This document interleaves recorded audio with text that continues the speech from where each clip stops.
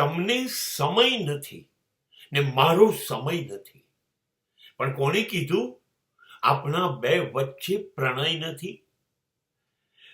કેવું થયું?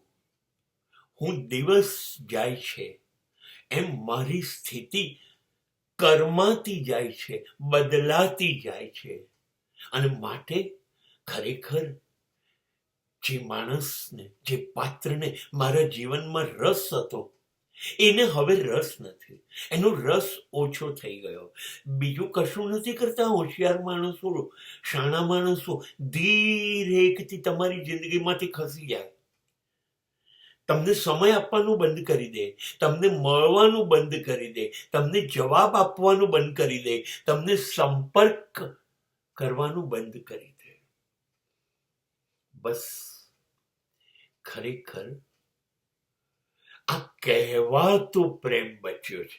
કેમ કે ના કહી દઈએ કે મને પ્રેમ નથી, હવે મને મળવાનું નહીં, મને ફોન નહીં કરવાનું, આપણી વચ્ચે કોઈ સંબંધ નથી, તો બ્રેકઅપના પરિણામો ભોગવવા પડે.